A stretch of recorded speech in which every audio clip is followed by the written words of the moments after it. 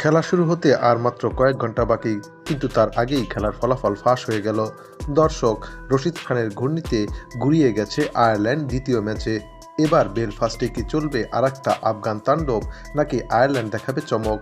টিয়া পাখি আজ বলে দেবে আসল সত্যি। শেষ পর্যন্ত দেখতে থাকুন।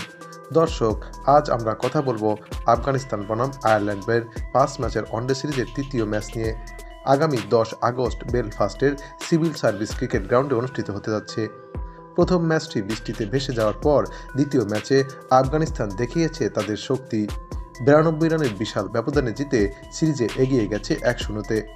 এখন আয়ারল্যান্ডের সামনে বাঁচা মরার লড়াই। দ্বিতীয় ম্যাচে টসে জিতে ফিল্ডিং নেয় আয়ারল্যান্ড, কিন্তু শুরুতেই ধাক্কা খায়। আফগানিস্তান 47 ওভারে 8 উইকেটে 299 রান তোলে, যেখানে ইব্রাহিম জাদরান খেলেন দুর্দান্ত 84 রানের ইনিংস। জবাবে আয়ারল্যান্ড এক পর্যায়ে ভালো অবস্থানে থাকলেও রশিদ খানের ঘূর্ণিতে তাদের মাত্র 207 রানে গুটিয়ে যেতে হয়। 7 উইকেট হারায় মাত্র 63 রানের মধ্যে। রশিদ খান একাই নেন 6 উইকেট, তার ক্যারিয়ারের তৃতীয় সিক্সার। আয়ারল্যান্ডের জন্য দুশ্চিন্তার বড় কারণ তাদের পেসার জশ লিটল ইনজুরির কারণে পুরো সিরিজের বাইরে। তার জায়গায় দায়িত্ব সামলাচ্ছেন মার্ক অ্যাডায়ার আর নতুন জাইমুনরা বেন ক্যালিটজের।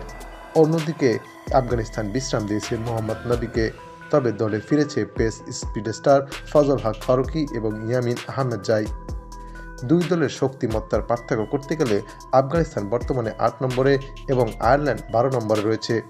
শুধু র্যাঙ্কিংই নয়, বর্তমান ফর্মও পুরোপুরি আফগানিস্তানের পক্ষে। তাদের ব্যাটিং লাইন আপ যেমন গভীর, বোলিং আক্রমণটাও তত ধারালো।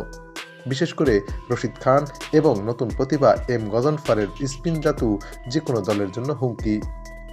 আফগানিস্তানের মূল ভরসা অধিনায়ক রহমত শাহ, রহমানুল্লাহ গুরবাজ, ইব্রাহিম জাদরানের ব্যাট, আর বোলিংয়ে রয়েছে রশিদ খান এবং ফজল হক ফারুকি। অন্যদিকে আয়ারল্যান্ডের পক্ষে লড়বেন Paul Stirling, Harry Tector, Curtis Campher এবং অভিজ্ঞ Andy Balbirnie. Head to head পরিসংখ্যান বলতে দুই দলের ওয়ানডে ইতিহাসে এখন পর্যন্ত 33টি ম্যাচ অনুষ্ঠিত হয়েছে, যার মধ্যে আফগানিস্তান জিতেছে 19টি এবং আয়ারল্যান্ড জিতেছে 13টি। একটি ম্যাচ পরিত্যক্ত, অর্থাৎ ইতিহাসও আফগানিস্তানের পক্ষে ঝুঁকে আছে, আর সাম্প্রতিক পারফরমেন্সও তাদের অনুকূলে। এদিকে এই দুই দলের খেলার ফলাফল নিয়ে ক্রিকেট বিশ্লেষকদের মতে হোম কন্ডিশন অ্যাডভান্টেজে আয়ারল্যান্ডই এগিয়ে থাকবে। তবে সবাইকে চমকে দিয়ে এই ম্যাচের ফলাফল একদিন আগেই ফাঁস করল জ্যোতিষী টিয়া।